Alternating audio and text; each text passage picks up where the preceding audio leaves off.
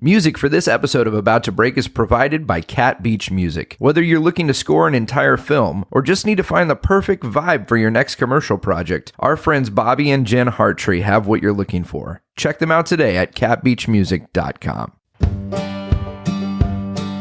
Welcome back to episode 85 of the About to Break podcast. I'm your host, Taylor Hughes, and this week I sat down with Dionne Woods, aka the Turqouise Iris. She is just a wonderful human being, an amazing creative individual, and I just love, you'll see in this conversation, but I just love that she is living life open-handed with all of the things that she's learned and experienced, and it was a joy. Katie's been following her on Instagram and Facebook. Many of you guys have seen Katie's posts about her furniture that she's making and redesign and architectural salvage and all this cool stuff. A lot of her inspiration has come from Dionne, and that's how we met. Katie took a class with her out in San Diego, and she was just a delightful human being. Just so grateful that she sat down to talk with me on the show. You're going to love it. It's been a really fun week for us as a family. Monday was Madeline's 13th birthday. We went to Disneyland, and we did it up huge. We stayed late. Man, we stayed so late at Disneyland. I think I'm getting to a point where I'm just too old to do certain things.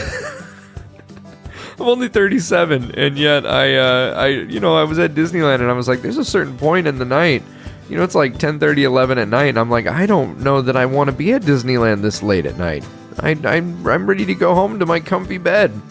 But we had so much fun celebrating Miss Maddie. Tomorrow is Katie and I's 16th wedding anniversary, and we're going to have some dinner, we're going to hang out, and then next week she's going with me to Nashville, and we're going to have a little bit of an anniversary celebration. I can't believe it's been 16 years. Let's see, 16 years married, 6 years of dating. We met in high school, and I just think it's wonderful. I've spent more of my life with her than I have without her, and that makes me so happy. She's amazing. And in addition to our anniversary trip, I'm going to be performing in Nashville. I'll actually be there August 27th through September 2nd. I will be at the House of Cards. It's Nashville's hottest new venue. It's in the basement of the Johnny Cash Museum, and it's this killer restaurant and amazing magic theater. Come on out. All you got to do is make reservations. If you're in the Nashville area, go to the House of Cards website. Go on there, make reservations for dinner, and you get to come on out and see the show for free. That's August 27th through September 2nd. I'll be there that whole week.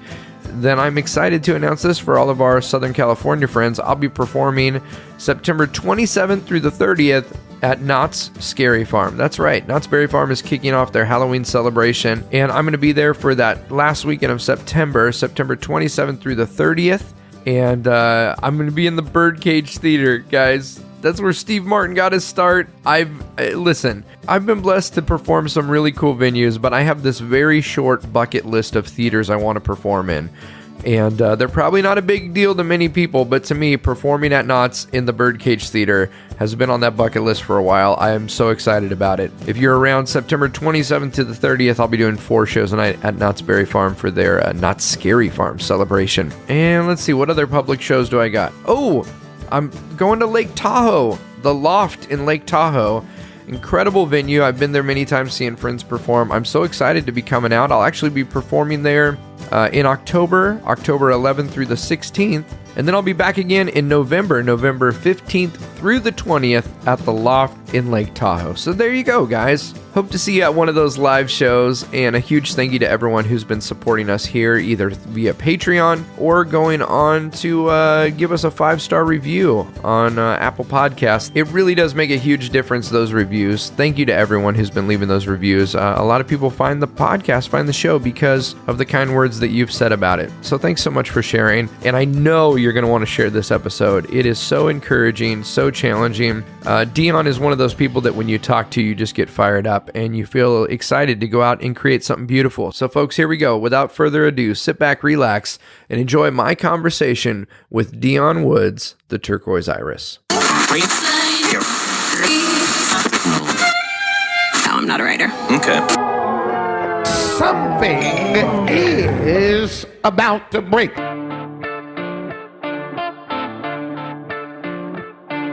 Hey everybody, welcome to About to Break. I'm your host, Taylor Hughes, and I am delighted to be sitting down via the power of the internet all the way from Oklahoma City. I'm talking with Dionne Woods of the Turqouise Iris.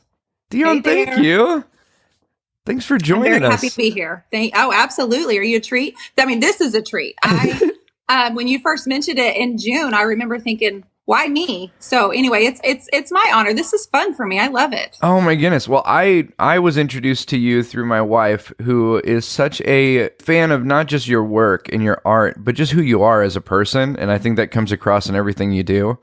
And, the whole point of this podcast is talking to artists and entertainers who just want to do the thing they love and be able to pay their bills while they're doing it and, be a good person in the process. And so I think you're a fantastic fit. I'm grateful that you would take the time to sit down and talk with us. Absolutely. It's really my treat. Your wife, Katie, she came to our class when we were in San Diego, and she came to the class with Debbie Beard and Quita Allen. Yep. And first off, she's adorable, and she comes in, but she just has like this warm grace about her. And I just thought she's one of those people after meeting her, and, she's one of those people that I know I would be friends with. Yeah.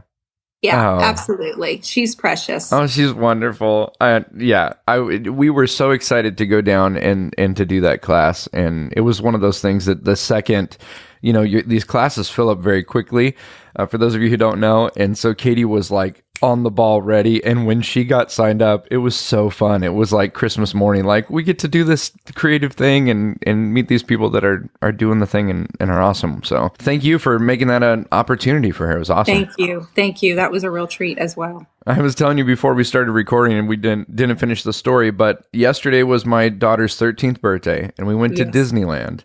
And Katie and I were both cracking up because recently, I think on a post, you were sharing that you're kind of at this point where you're over fireworks. Absolutely over it. Why do they last so long, Taylor? Like, why do you go and they go for 45 minutes? Who has the money? Right. Like, why are we spending thousands of dollars on fireworks for last 45 minutes? I feel like, and the funny thing is at Disneyland, everyone's videotaping it. So they're standing there like this, and which is, first of all, it's like, if you put the phone down, it's almost like you're here. But the second thing is, like, your phone video is, with the tree in the way and all the people, is not going to be as good as just go online and watch a video of fireworks. Who's watching the video online? Nobody is watching their video. Who is going, let me watch your live fireworks 14 times? Nobody is. I get wanting to share it with everybody when it's live, and I can appreciate 10 or 15 minutes. Or if I'm like, once we were on the beach and the fireworks are going off, but after 30 minutes. Oh, yeah.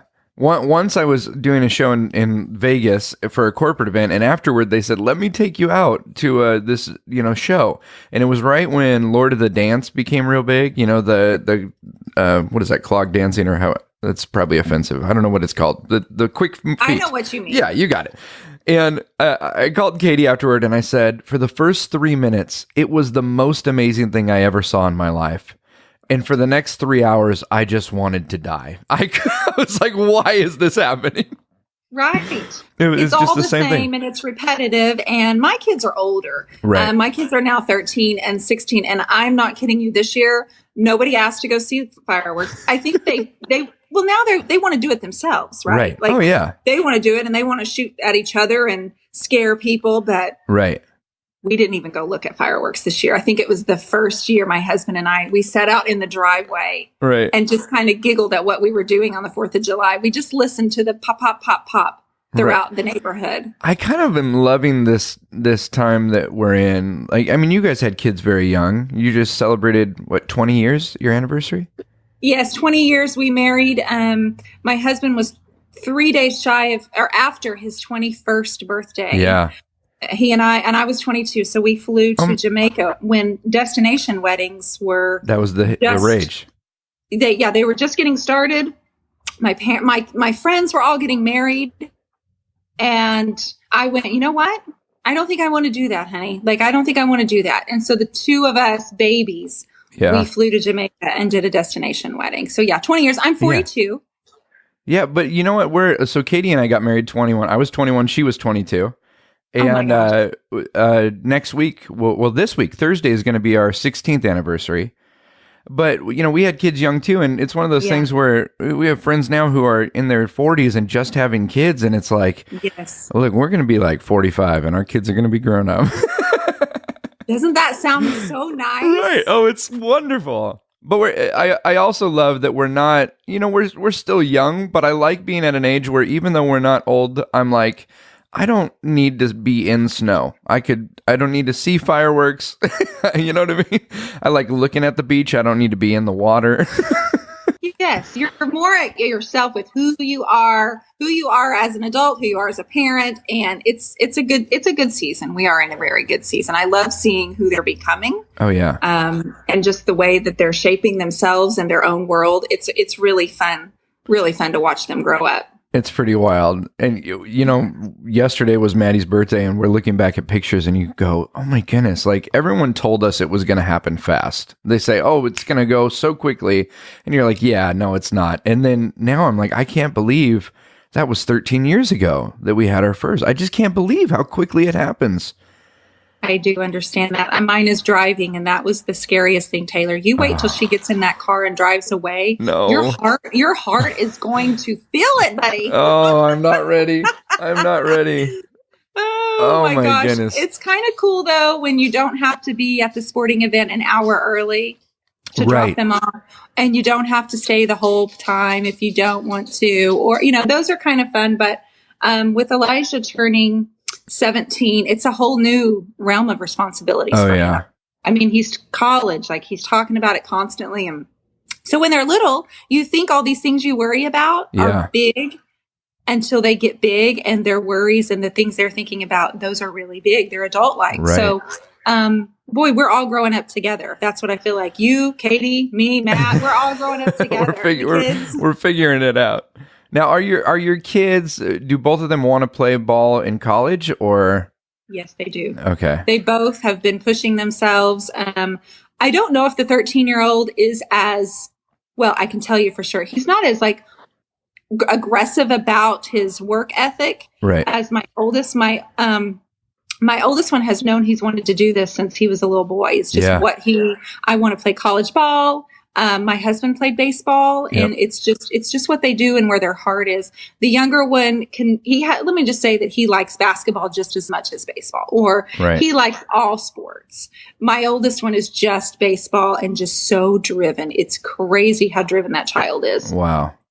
And do either of them have any sort of, I mean, you're in the creative realm so much. Do any of them kind of lean to that? Ever? Are they artistic in any way, or are they mostly, they love sports and athleticism and that's kind of their zone? So the youngest one, Holden, he was very creative as a child and was willing to discuss it and paint and do things with me. But as he's gotten older, his creativity has gone more towards music and, of course, gaming and stuff. But he, neither one of them, I mean, I tell them all the time, does anybody want to come out in the garage and paint with me? It'll be so fun. Mom, so I don't have an artist. I don't have anybody that wants to draw. I don't have any, neither of them do that. My husband's an electrician, and he actually, there's a lot of creativity that he displays just designing and helping his clients with. So he is actually the more creative one of my three guys in this household. It's so fun how creativity, and I shouldn't have said, are either of them creative, because everybody's creative, but it's just interesting the different avenues that it takes. When our kids were little, they were way into the fact that I did magic, and now they still like it, but they could, they've got their own things that they're into. My Maddie is so into painting and art and all of this, and my youngest is way into animals, and she's starting horseback riding lessons, and it's just fun to see how when you instill that passion, or they see you're passionate about whatever it is, the work that you do, whether it be as an electrician or as a painter, like they go, oh, well, what is my thing going to be? And they kind of discover it for themselves.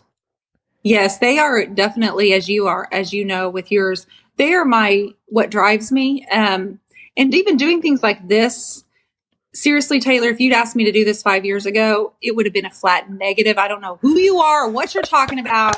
I am not your girl. That the confidence that my creativity has given me has been life-changing. So you're talking to a girl that hid in the corner, no photos, no shy, bashful, never dancing, just because of insecurities. I'm not good enough, not pretty enough. The creativity has just opened up a world that I never would have imagined could have happened for me. Yeah. And so when I think to myself, or if I see one of my children second guessing themselves, I'm like, hey, if I can do this, you can surely do that. Because the things I'm doing, never, ever would have imagined some of the things that I've done, like the Facebook Lives, standing up and like teaching at a class where Katie came to. Oh, totally. These women came from all over the country. We had one from Massachusetts, and they came to see us, and I'm still shaking my head going, now why? Oh, it's wonderful. It's amazing. But my kids are seeing me finally start taking risks in my life. Yeah. I think ultimately, and you probably have learned this a long time ago, not to take yourself so dang seriously. Yes. Like that's a hard lesson. I mean, I have put costumes on and done stupid, embarrassing things, but I don't even care. And that's such a gift to not care anymore. Well, and not only does it bring, encouragement to you and this, more vibrant life because you're not suppressing all this creativity because of the fear of what other people are going to think. But I mean, and I meant to say this before you even brought this up. One of the things that comes across in every video you post, every picture you share, it's this freedom that is in your art. And I feel like, at least for Katie, and seeing her connect with you through an online medium, you're giving people, not that they need permission, but you're telling them it's okay to be you and to not hide you in the midst of wanting to create this stuff. And it's wonderful. And it's something that is needed. Thank you. It just hasn't always been there for me. So I think when something finally clicked inside of me, I thought it's my responsibility to share how far I've come in such a short amount of time, even because I'm a very sensitive person. I've always worried what people thought. How do I please people? And I'm frankly to the point where I can just be, and it is freedom filling. It is, and someone will come and tell me, you've inspired me to paint again. You've inspired me to pick up a brush again. Right. I don't think they know what kind of impact that has on me, because what I want to do is do it more. I want to reach out and say, sister, make a mess. Like when you were 5 years old and you were still making messes on the paint board, or you were in kindergarten and you were mixing colors, and you know what? It almost came out poop brown, but it doesn't matter. Right. So before your teacher started saying that's not, grading you, and your brother started saying that's ugly, or before all of these rules were placed upon you to just create, get back into that. I have a coaching group online. I have over 300 women that I coach, right? And it's my Creative Connection. And I gave these ladies a challenge, finger painting, because I finger paint flowers. Like somehow I have found a niche and I love it. Yeah. But I tell them, get a canvas. I want you to play. Yeah. Don't think about selling it. Don't think about doing anything with it other than taking your blue and your red and your orange and playing, because we forget when we go through school and we get A, B, C's, D's, we forget how to just be and stop with the grades and comparing ourselves to the kid next to us. Right. We forget. And so it's time that we take it back. It's time that we take back, okay, I made a B on that, but it was stinking good. Like that was pretty because I loved it, right? I loved it. Yeah, and it's valuable because of the experience you had with it.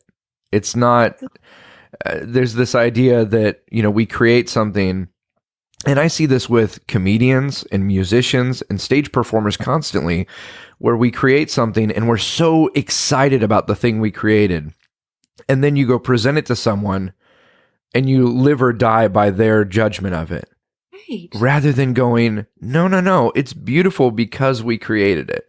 It's, I'm never going to be more happy when I show someone a painting than when I make it, or when I, you know what I mean? When you write a song, when it clicks, you're never going to feel more joy because someone else gave you approval than you do just knowing the process. Yeah. And being in your element and doing what, you're creating from your heart, or a comedian is telling a story and making people laugh. I mean, that's a huge gift, right? To be able to make people laugh and entertain. And with your magic, I can tell you, in elementary school, if one of my greatest memories in elementary school was the stinking magic show every year.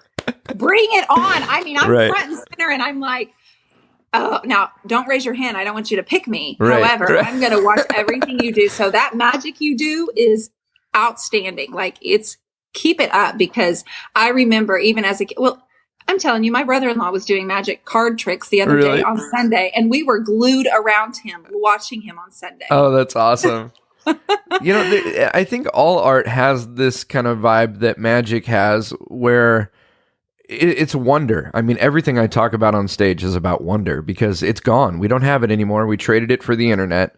Everybody just finds you have a question, and rather than pondering and wrestling and thinking, you just go, what's the right answer? Oh, this person posted that this is the answer, rather than thinking about what could be possible. And I feel like what you do with your art has that same thing that a good magic trick has, where you can allow an adult to have a Santa Claus moment. You know what I mean? Where they can go like, oh, and I think it's great too that you've not only allowed your art to grow because you've had this moment, but now you're trying to get others to experience that same moment. How powerful is that? I would love to hear, because right now people will hear this and we'll start automatically comparing ourselves, and we'll go, oh, Dionne she's so great, and she's got, she just has this confidence. I'd love to talk a little bit about what it was like before you felt that freedom, to maybe give some hope to others who might be in that spot right now. Certainly. So people will ask me, how did you get, from A to B? And of course, I hear Jennifer Allwood say this, and so I hear it in my head. Don't you dare compare your beginning to somebody else's middle. Yeah. Right? Yep. And so the ladies in my group, I tell them, you have to start. You just have to start. And I also tell them, I am not a better painter than you. I promise you, I'm not a better painter. What I may have done is just tapped it in a little deeper. Yeah. I may have explored more.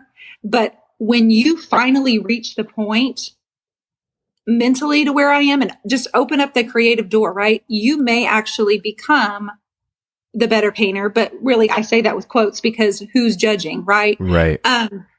So when I first started in 2010, I opened an Etsy store because I was working part-time in retail, selling women's high-end clothing. And I've done multiple jobs. I've worked at the children's day out where my kids were, just so I could be with them and, not have to pay for tuition. Yeah. I've taken care of my grandmother before she passed away for 2 years. I worked for my aunt. I've always been a caregiver of sort. And so in 2010, I started just kind of sewing and doing all kinds of different things, but I've always been a lover of color and art. Yeah. But shyness would have always kept me from admitting that I would love to be an artist. I did not get a college degree. I went for 2 years thinking I might be an elementary school teacher. Always going to people's homes though, and like my friends moving around their mantle and like moving pictures of it, whether they asked or not. It's just like, hey, it needs to be this way, right? I mean, it was always something fun for me. So the Etsy shop took off pretty well, and I was still working part-time, but I did a piece of furniture. And at the time, was Etsy painting? Was it furniture? What was it was always furniture at first. Okay. I did not start painting. Literally, I did not start painting art until like 2.5 years ago. And I just did it because I did it when I turned 30. I bought myself a set of paints because I'd always wanted to, but I didn't tell anybody. It was a secret thing. My 1-year-old wanted his fingers in the paints all the time. And so I just put it up in the attic for like 8 years and never got out that kind of paintbrush. Now, furniture, by chance, I found my style, and it was just really by a happy accident that I found my style that I could relate to and go, boom, this is what makes my heart go pitter patter. And it was all by accident, by making several mistakes first off, where, like you sand too hard on the paper on the furniture and it makes a hole and you are devastated, and your brilliant husband walks in the room and says, well, why don't you just do this, this, or this? And I'm like, I love you. Like, thank you. That's going to work. Right. And so then you kind of take a turn. Each time something sells, as sad as it is, you get validation from it because it sells. Right. Somebody liked it enough to pay you $500. Right. And then when Etsy allowed me to start shipping furniture across the country, the first piece went to New Orleans, and she paid $350 to have it shipped. Yeah. And then it's like, wait a minute. Yeah. Was that just like, wait a minute, maybe I don't need a store. I can actually do this all online. Yeah. So, just trying to figure out, I did mid-century modern, I did French country, I did different styles, but boy, I could tell a difference in my excitement when I would do a piece with multiple colors. Yep. And I always ended up having an artistic approach to the furniture. So if I treated the piece of furniture as canvas, as opposed to what are they going to like what's going to look good in Sally Jane's house. Yeah. If I could just do what I wanted to do. Yeah. That excitement would come across. And they would sell, and they would sell, and they would sell. And so my biggest advice is to stay consistent with social media, consistent, and just, I literally would visual myself like, this sounds so weird, as a dog on a trail.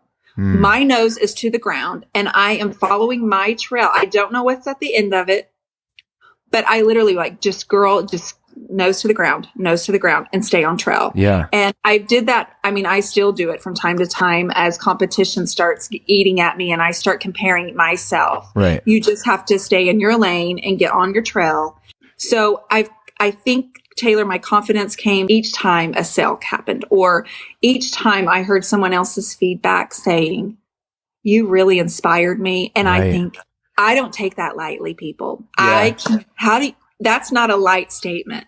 I had the gift to inspire you. Are you joking me?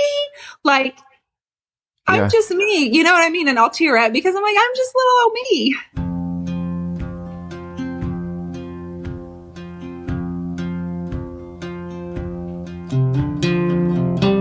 What's so encouraging is that you took that leap, even though it was uncomfortable for you at times. I'm certain, for some, I've and Katie wouldn't mind me sharing this, but this has been her biggest challenge through all of this, is feeling like it's okay for her to put things out there that she loves. And the social media thing is a weird thing. We live in this culture that is so fake. It's so disingenuous often and over filtered. And I think part of why you've had huge success is it's not always picture perfect. You don't only show when you nailed it. You show when you did something and didn't like it. You show, when you're filming something and the kids run through the backyard, and I feel so encouraged that you're giving that picture to the world so that other people feel the freedom to be who they are and not rob us all of great art because we feel like we're not worthy to share it. Right. Yes, absolutely. I mean, let's get real. We've got kids. Yeah. And, some of my tutorials, and even the ones that I sell, my kids are walking behind me, no shirt, and they're carrying a pool, and it looks like a dead body or something. And I'm like, you know what? I don't care. I'm at home in the summer, and I will not trade staying at home with them for anything. Right. And if I can work from home, but you know what? I had people comment and say, I can't believe you charged for this tutorial. With your kids, it's so unprofessional. Are you serious? Yes. And I'm like, I'm not being something that I'm not, and you're kind of focusing on the wrong thing here. Right. Like the thing was the tutorial, and if you're focused on my kids in the background, I'm sorry that I'm not professional, but you might not be. I think that's another thing. You might not be my follower. You might not be the best person for me, and I'm okay with that. Oh, that's so good. I don't have to please everybody. You don't. Are you kidding me? It's just like when you walk through a gallery of art, or if you go in someone's home or you're shopping, you're not going to like everything. Right. You just maybe like one or two things that really pull to you. So accepting the fact that sometimes my furniture is out there, like it's bold and it's colorful. Oh yeah. But God, it makes my heart patter. And I feel it. And so I think you have to learn to respect yourself as an artist, and there are going to be naysayers. There's going to be people, and like Katie has to say, I am me and I am good enough. And if you're going to put yourself on social media, you're going to get negativity, but it doesn't even matter because it's not real. They're just keyboard warriors. Right. And Katie deserves everything that she wants to do. And if she wants to put her work out there and have it be, up available. I mean, she's so gifted. My God, the next day after she left our store, she posts 2 pieces. And I'm like, dude, she just did what I did. She's so good. And she's joyful and she's fun. And like, she's just got to keep working it, but it will be on her time and it's baby steps. The very first time, Taylor, that I pushed live on Facebook, it was brand new. Oh, terrifying. And I was standing right here in this room, and to be as bashful as I am, nothing came out of my mouth. I pushed live and I sat there like this. Yeah. And I shook for about 60 seconds and I just turned it off. Yeah. And I did nothing. And I had to do that like 3 or 4 times. And people say, but how did you just force yourself to do it? You know what? Because you have to. Yeah. There's a time I needed that sale. Yeah. I needed that piece to sell this month. Yep. And so that is bigger than my fear. My need is often bigger than my fear. And I look at those boys' faces and, they do all these competitive sports and they, it's my job. They're working hard and I'm going to work just as hard. So yeah, I'm going to step out there. In January, I'm going to stand on a stage with a microphone and I'm just going to do it. I don't know what I'm going to say, but I'm just going to do it. And I just want to encourage other women. And that's what I do on a daily basis. That fear does not have to live in this house. Right. Don't you let them rob you of it. And it's absolutely, absolutely going to be worth it. I hope you're enjoying this episode of the About to Break podcast. 3 quick ways that you can help us out here at About to Break. The first one is to go on iTunes and leave us a review. If you enjoy the program, please leave us a 5-star review. Big thank you to everyone who's already done that. If you haven't yet, please jump over to iTunes. You'll need your iTunes account information. But you can click on the podcast, leave us a 5-star review. Just leave us a 1 or 2 sentence little blurb there. Let people know what you like about it. That helps us out huge. Second way you can help us at About to Break is by becoming a producer. Our goal is to have 1,000 people giving at least $1 a month to help offset the cost of producing these shows. And it does take time. And it is a passion project. I will continue putting these out for free because I think it's a helpful conversation. But anything you can do to help us out by producing the show would be awesome. Go over to abouttobreakpodcast.com, click on Become a Producer, and see what that's all about. Last thing that you can do, and this one is also a real simple way of making a difference, is just sharing the podcast. All right, when you see it out there on social media, on Instagram and Facebook, go ahead and follow along and then share it with your friends. Let someone else know how much you liked it because it sure does make a difference. All right, back to the program. That's so good. I'm sorry that I get fired up, but I do get fired up because I've come so far and I know it can be done by other women in this industry. We've got used to being, for how many years I've just been Holden and Elijah's mom. Yeah. That's it. Oh, yeah. And I'm cool with that. Like, that's the best thing ever. But I also get to be the Turqouise Iris, who gets to say she's an artist. Yeah. And I tried this 12 years ago and it just didn't feel right. So now that I've tried it again, I can actually say, yeah, I'm an artist and I can introduce myself that way. And it's weird, but I'm so happy about it. I love everything you're saying. It makes my heart ping to hear other artists who are so passionate, because I want to get into the fact of this short time period, because you said just now 12 years ago you tried it.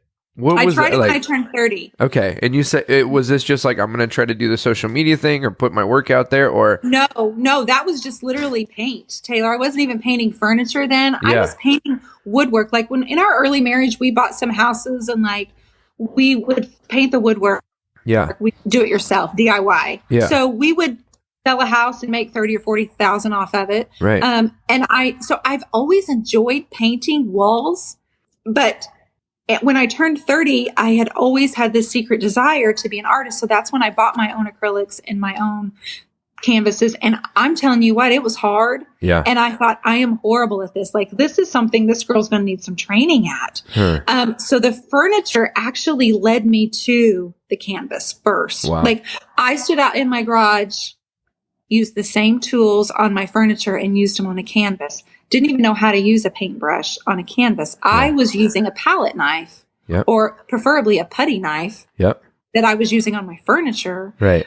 I put that on my canvas. That's how I very first, and then I grabbed the water bottle and sprayed it to watch the paint blend together and do these crazy funky things. And thought, okay, now it's time. But it's 8 years later, maybe 9 years later, that I'm actually going to go forward with this because my kids didn't need me 100% all the time. Like this girl knew she needed to spend some more time focusing on herself and not just her children. Like, they needed that too. Right. To step back and give yourself a life back.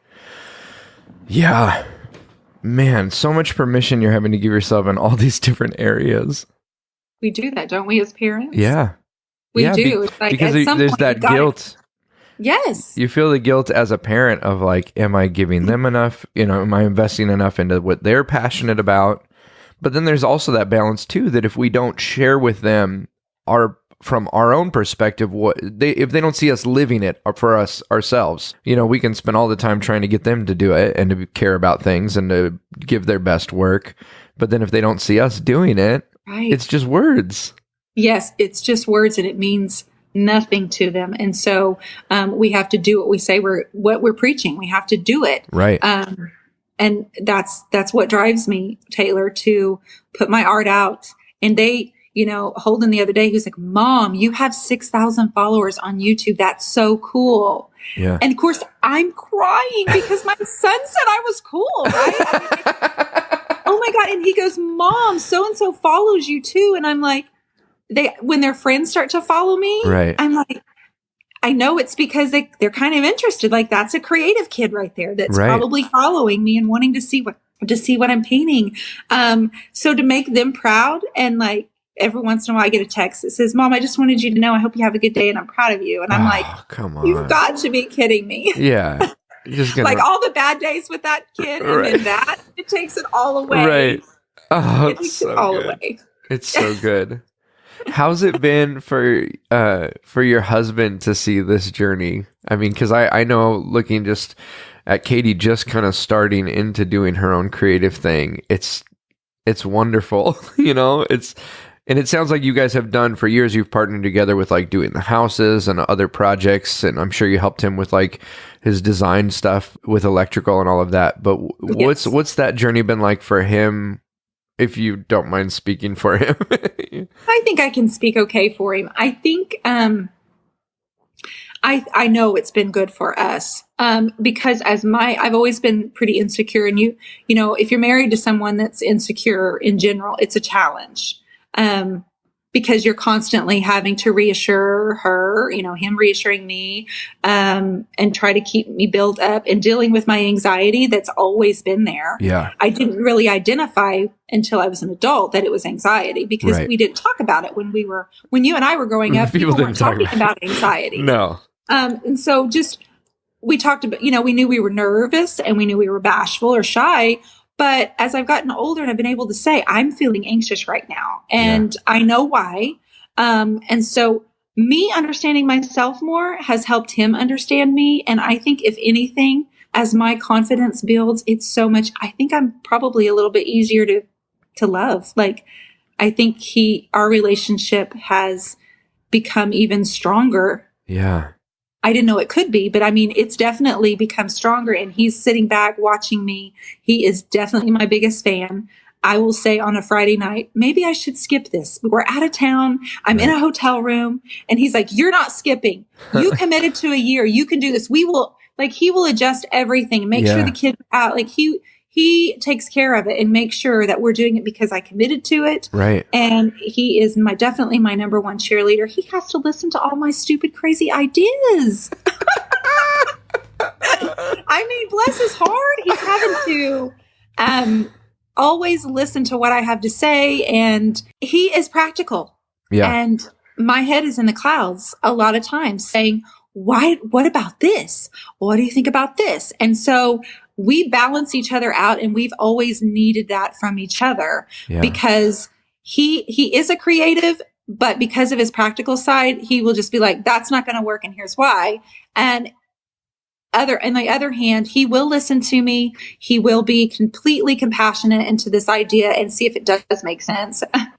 But I think I kind of slowly, he became a believer as well. I mean, when he became a believer, and he has seen and met, he'll come to my classes and he'll sit in the back of the room and he's listening. Like, he's not just putting his, waiting for it to get over. Like, I think he's actually enjoying himself and enjoying me. And he said, you're growing into yourself. Like, you are becoming who you always were supposed to be. Oh, and of course, I'll always start crying in class every time because I'm like, I couldn't do this without this guy back here. Like, I could not do this without my rock, and he's my rock. And now I'm tearing up because it's, as a partner to someone who has struggled with anxiety and insecurity and those things, one of the challenges is that you don't see them as that. You don't see them as anything other than strong and creative and wonderful and amazing. And the moment they start to see themselves as that, it's like, oh, thank God. Like, it's just this beautiful moment. So when I see Katie, run into the backyard to pull a piece of furniture from her stockpile and just, bring it in the living room because it's too dark outside to see what she's doing, and just start painting at 11 o'clock at night, I'm like, oh, this is crazy, but it's gloriously crazy. Yes, like, it's wonderful. She's got to get it out. Yeah. Like, it's got to get out, right? Because it's here, and it's like, it's an idea, and it's going to be fabulous. So just sit back and watch. And, you may not like everything that she produces or paints. I know without a doubt, Matt has not always liked, he didn't understand the drips. He didn't understand certain things. And he would walk by and go, all right. And he'd go back in the house, and I'm like, you can't take that personal. Art is not that way. You cannot take it personal. He likes images that are clear and precise. Right. It's a barn, and you can tell it's a barn, and he can see it. That whole abstract barn thing is not working for him, and I'm okay with that. We're both okay with it. Right. But it's so important, though, to have a partner who gets that, who understands. It is. And poor Katie, for 20 plus years has watched so many lame ideas of tricks or jokes or, hey, honey, I thought of this. It's hilarious. And she's like, that's not funny. She's not seeing it. Yeah. I'm that way with my brother. He thinks everything's funny. And I think, no, you're not. Oh, my goodness. So within 8 years since you picked up a paintbrush again and we're like, I'm going to go for this. Yeah. So much has happened. I mean, when did the Instagram and the social media thing, when did that all of a sudden where you're like, oh, this is something bigger than me just sharing with friends and family? Yeah. So Facebook, okay. So this was a turning point 4 years ago. A woman by the name of Jennifer Allwood. Yeah. Okay. She contacted me. She had 100,000 followers on Facebook, and she contacted me and said, you ship on Etsy, and I'm looking for somebody who ships furniture, and I'm doing my first webinar, and I want to know if you will come on my webinar and, help list, I'm selling tickets. And I did not answer her. No, I went a week and did not answer. Didn't even reply. No, I heard 100,000 followers, and I heard webinar, and I'm thinking, you got the wrong girl. You got the wrong girl. So, and a week later, she's like, hey, just following up and wanted to see if you would be interested. And there's Matt, and he's like, what are you so scared of? Oh, come on. Are you kidding me? I'm scared of everything. I am scared of everything. That's kind of what I have been. And he's like, no, just contact her. Just see what she has to say. Yeah. So I do. And she and I laugh about this story because she didn't know I totally dissed her for the first week. She just thought I got busy. And I was like, oh no, I was going to have no part of you. And so I started following her, and I started seeing her when Facebook started allowing lives. Yeah. It opened up a whole new world for people. Right. Because I have always been in my garage working, but nobody knew me. They only saw my pretty images that I posted. Mm-hmm. So as a person who doesn't have a brick and mortar, if you can allow the public to finally know you and build a connection with them, it's the greatest free thing you can do for your business. Right. You get to meet them. Yeah, I understand that it's all through video. You get to share a piece. They now know my voice. They now know my face. They now know this. And it's free. Right. So she kept preaching how important it was, and she kept doing it. And I thought, I need to step it up. Like, it's time. I just felt the nudge, like, girl, step it up. Yeah. Like, come on. And so I told you when I did that first live, nothing came out of my mouth. The next one was 60 seconds, and I never showed my face. I just said, so about that time, Instagram got big. Yeah. I set up my Instagram account, and I became obsessed with all of the artists and all of the inspiration that I could find by scrolling through Instagram. And I knew this was big. I wanted to do this Instagram thing. So I just really got a lot of information from Jennifer Allwood, and I finally joined her inner circle and, started taking it seriously, where I was going to have a business coach. Right. I was going to learn things, and I was going to try to be the first at everything because I'm naturally competitive. I didn't want anybody to know that until I finally just decided to own it. And my husband would be like, don't play a board game with her. Don't play a game with her. She will crawl over the table if she gets mad at you. Like, don't play with her. Yeah. So I finally just was like, you know what? I am competitive, and I want to be the first. I want to be the best. Right. And so that started to really drive me with my social media. And then, frankly, the encouragement you get back from people say people can be so harsh, but my gosh, people can be so kind and say the best things to you. And I guess I didn't know I needed it, but I needed it. Like, some people don't need that. I needed it. I needed to hear, you know what? I love your work. I love this. And that is so pretty. I needed to hear it because that was what was pushing me. Go, go, go. Yeah.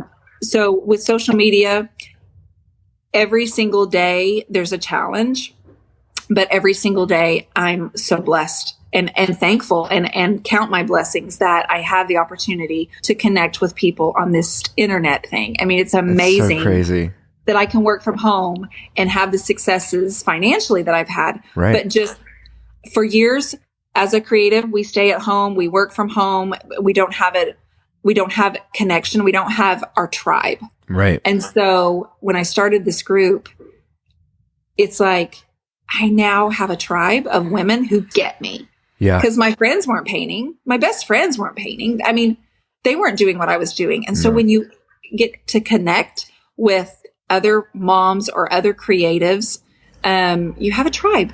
When Katie went to the San Diego class, there's just something about being around like-minded people who are passionate about the same things you're passionate about.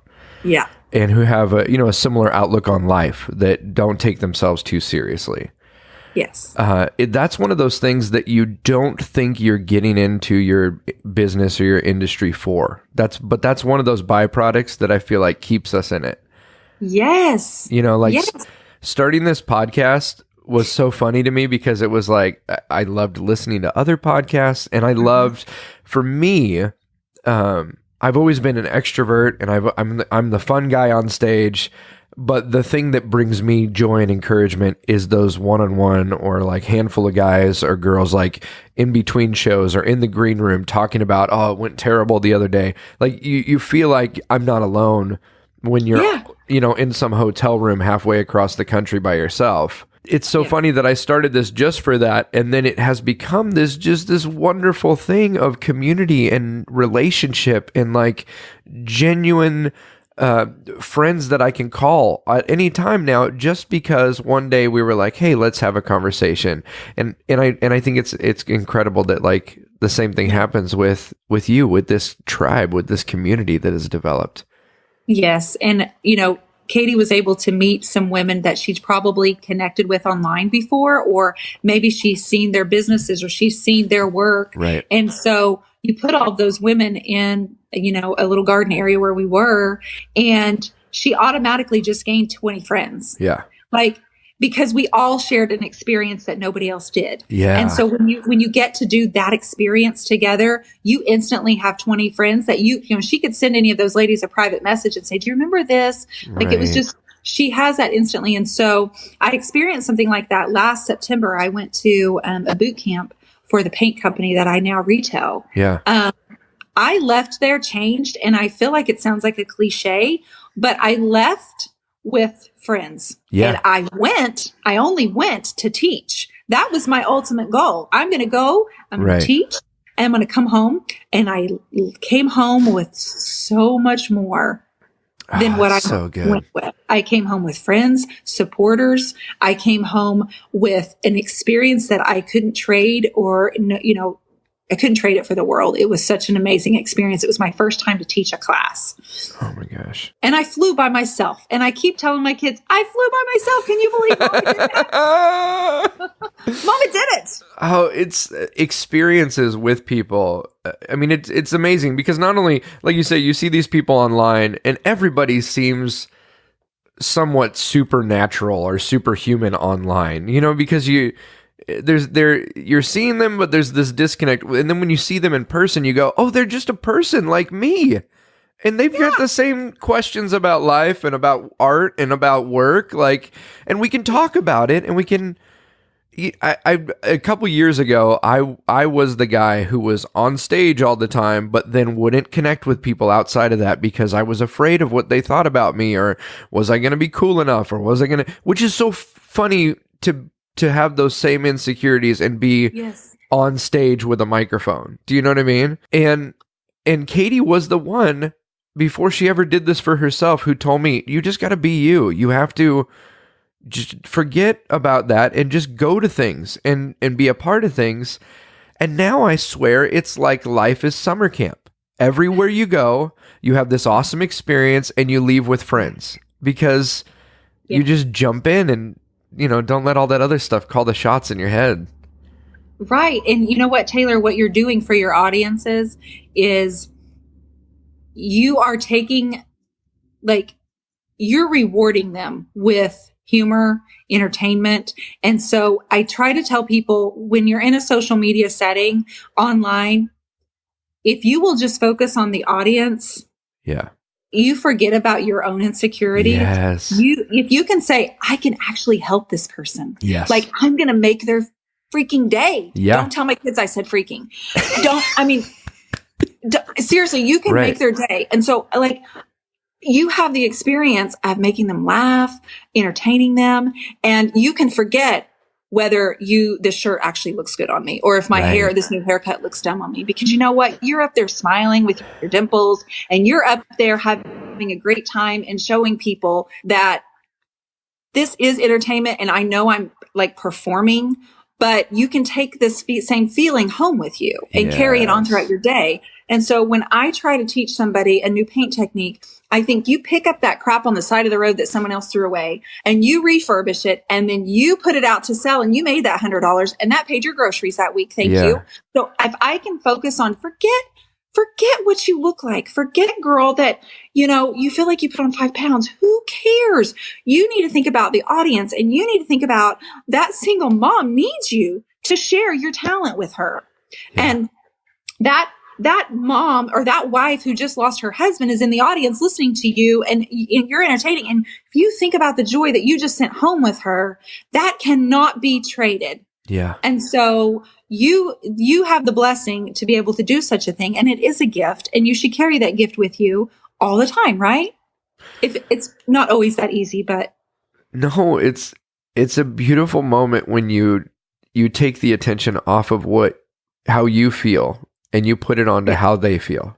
Yes. And I had a friend, a stand-up comedian, who really, he challenged me with this about a couple years ago, where he said he was walking out of a comedy club where that night it was great. The show went awesome and everybody had a blast. And he walked out, and on the street he saw this gentleman who was homeless, who was just sleeping on the street. And in his mind he thought, how could I get that gentleman to laugh? How could I make him laugh? And then he thought, there's no way I could make him laugh, like where I could get him to laugh at something I said. But then he shifted in his mind to, how could I give him an opportunity to laugh? And it took all the attention off of, hey, I'm going to go out here and get you to give me a response or give me validation. And it put it all on, how can I give this person an experience that they maybe aren't going to have if someone doesn't tell them it's okay to be you? Like, it's beautiful. Yeah. And it's that saying, I'll say it wrong, but I'll say it anyway, but it'll be wrong. What is it? People won't remember what you said, but they'll remember how you made them feel. Yeah. Oh yeah. Right. And so when Katie's painting, if I could teach her something, she will remember, or I want her to remember how it felt when those two colors blended together and she went, oh my God, this is so pretty. Yeah. Like, I want her to remember that. And if she doesn't remember what I said about it or anything, I showed her how to do it. And so those are things that I try to focus on when I'm thinking, I got nothing today. Like, I'm feeling empty today. I don't know. But when I can just think, well, so-and-so might need this. So I need to do it anyway. Yeah. It's beautiful. Oh, thank you. I'm trying. I'm learning. We're all learning, aren't we? I mean, yeah. I don't want to be selfish with this. For a long time, I didn't want to teach anybody anything because they're going to steal my information. Like, they're going to duplicate it. Right. And I was so fearful of them stealing my ideas. Like, if I show them, why would I show them how to do this? They're going to go and do it and then sell their furniture, and then my furniture won't sell. And I got past that point where it was like, you have a responsibility, young lady. And the nudges just kept coming. You have a responsibility, and your life, I remember saying, your life is going to be enriched. You just have to trust this. Yes. It's going to be enriched. Yes. And go with it and stop living in fear that they're going to steal my ideas. Right. They're going to, everybody's doing the Dionne. It's like a hashtag. There's over like 2,300 on Instagram. It's 2,300 and they're doing the Dionne. And it's like, that either looks like mine or it doesn't look like mine. But the fact that they tried it, right, and then they used my stinking hashtag. It's like every day it's such a gift to get to do what I'm doing. And I always hope that comes across in everything I say. Before I do a live, I always stop and say a prayer and say, Lord, please put the words in my mouth that they need to hear today. Every single time. That's so good. Thank you for living open-handed. And I'm learning. Well, and it's not just your technique as an artist. It's who you are, and it's how you view life. That's what people remember, and that's if I could encourage you with anything, no one can steal that. It's the thing that people are attracted to is, again, it's the feeling that you gave them, and that's just a precious thing. Thank you for sharing. This is just wonderful. I'm sorry, I'm stinging crying. I'm so sorry. And you know what? I haven't been able to see you for the last 20 minutes. Are you serious? I'm literally staring at myself. Like, it says that we have a poor connection. And so I'm just staring, knowing where you were a few minutes ago. Oh, I'm so sorry about that. But I also didn't get ready for the day, so it's not bad. It's not bad. Well, I wanted you to take a minute here and tell people where they can see what you're doing. You're doing all these classes, and you've got your online opportunities people can be a part of. Yes. How do they find you? Okay. Well, my website is theturquoiseiris.com, and that's how you can sign up for my in-person classes that I do here in Moore, Oklahoma. There's a shop called Reclaimed Warehouse where I sell DIY paint from Debbie's Design Diary. I'm pretty well use that paint exclusively for furniture. And I do online classes. I try to do one every month, but I kind of teach a new technique or a new, like, okay, you love this piece of furniture. I'll show you how to do it. And it's really fun to do an online class because you can stay at home. You can paint along with me, or, you have like a month to watch it back. But I have my furniture for sale, my canvas art for sale. And I'm always out and about trying to do lives and try to, yesterday I went somewhere and I do lives and try to help other small businesses. Yeah. To share your link here and there. But I'm on Instagram and Facebook at the Turqouise Iris. And I do have the Creative Connection, which is my monthly membership group. And right now I think I have 310 women. I try to keep it small because it is a connection, and I'm kind of silly about it. It's probably not the best business idea or business model, but I've been intentionally keeping it small. So I could actually stay connected to the ladies and men. We actually do have some gentlemen, but anyway, that's how they can find me. That's so good. Guys, go check out Dionne. If you're listening to the show right now on Apple Podcasts or wherever you listen to, click on the photo. It'll flip around. There will be a link there to her website and Instagram and all of that. Thank you so much. I'm going to turn this off, but let's keep talking for a second here.